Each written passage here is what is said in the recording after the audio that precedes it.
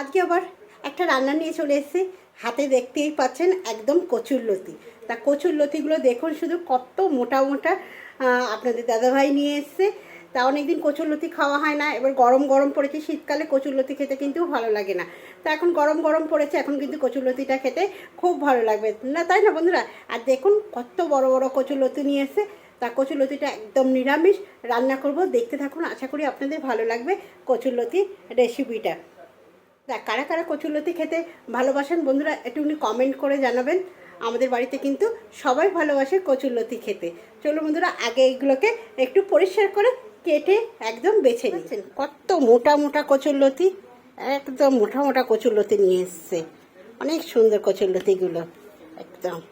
চলুন এগুলো এবার কাটতে তো সময় লাগে। আমি এইভাবে কিন্তু সমস্ত কচুরলতি কেটে নিয়েছি একদম সুন্দরভাবে, দেখতেই পাচ্ছেন। আর এখানে কিন্তু একটু জল বসিয়ে দিয়েছি। জলের মধ্যে দিয়ে দেবো সামান্য পরিমাণে একটু লবণ, আর দেবো অল্প একটুখানি হলুদ দিয়ে কিন্তু কচুরলতিগুলো একটু ভাপিয়ে নেবো। এটা একটুখানি ভাপাতে দিয়ে দিলাম বন্ধুরা, হালকা একটুখানি শুধু ফুটে উঠবে। রান্না করার জন্য কি মশলা নিয়েছি, একটু কালো সরষে নিয়েছি, কাঁচা লঙ্কা নিয়েছি একটু পরিমাণে বেশি। কাঁচা লঙ্কাটা কিন্তু একটু ঝাল ঝাল হলেই খেতে ভালো লাগে। একটু নিয়েছি নারকেল, পুরো নারকেলটা লাগবে না কিন্তু একটু নারকেল নেবো। আর নিয়েছি একটু করে মিষ্টি, পুরো নিরামিষ করছি একদম। আর এখানে দেখুন একটু কচুরলতিটা কিন্তু ফুটে গেছে, এর থেকে আর বেশি ফোটাবো না। এবার আমি ইন্ডাকশন বন্ধ করে দিলাম। চলুন বন্ধুরা, এবার নারকেলটাকে একটু ছোটো ছোটো করে হালকা ভাপানো হয়ে গেছে। এবার কিন্তু আমি জলটাকে ভালো করে ঝরিয়ে নেবো। একটা ঝুড়ির মধ্যে আমি দিয়ে দিলাম ঢেলে। নারকেলটা একদম ছোটো ছোটো করে কেটে নিয়েছি। এবার মিক্সিতে সব একসঙ্গে আমি পেস্ট করে নেবো, সর্ষে, কাঁচা লঙ্কা আর নারকেল। এটাই আমার মশলা কচুরলতির। চলো পেস্ট করে নিই একদম। আর এখানে কিন্তু কড়াইতে তেল দিয়ে দিয়েছি। কচুরলতি রান্না করতে গেলে কিন্তু একটু তেলটা একটু বেশি দিলে ভালো লাগে বন্ধুরা। আমি সাদা তেল দিয়ে রান্না করছি, আপনারা কিন্তু সরষে তেল দিয়ে রান্না করতে পারেন। যেটা ভালোবাসবেন সেই তেল দিয়েই কিন্তু কচুরলতি একদম গরম হয়ে গেছে। এবার কিন্তু আমি কচুরলতিগুলো দিই,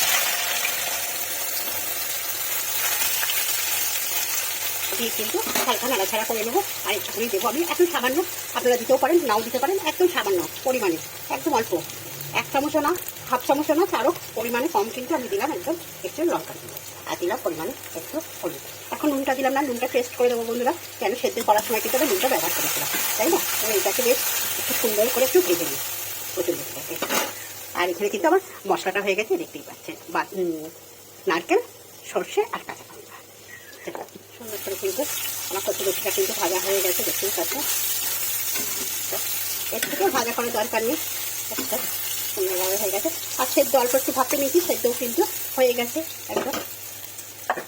এবার কিন্তু যে পেস্টটা করে রেখেছিলাম সেই পেস্টটা আমি দিলাম, আর একটু মিষ্টির দানা দেবো। আপনারা যদি পছন্দ করেন দেবেন, না পছন্দ করলে দেবেন না, কিন্তু এটা দিলে কিন্তু টেস্ট অনেকটা বাড়ে, বুঝলেন? এইটা থাকলে কিন্তু আর কিছু চাইবে না, এটা দিয়েই কিন্তু ভাত খেয়ে নেবে পুরো এক থালা। যারা কচুরলতি ভালোবাসে, দারুণ স্বাদের হয় কচুরলতি রান্না। নুনটা চেক করলাম বন্ধুরা, মনে হচ্ছে আমার নুনটা লাগবে। আমি সেই সেদ্ধ হওয়ার সময় দিয়েছিলাম আর কিন্তু দিইনি, তাই কিন্তু আমি পরিমাণ মতন এখন একটু লবণ দিয়ে দিলাম।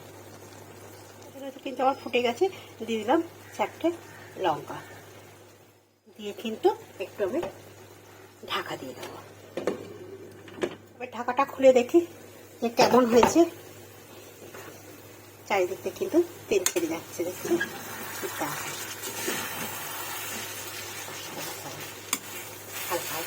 কিন্তু একদম কমপ্লিট হয়ে গেছে, দেখতেই পাচ্ছেন।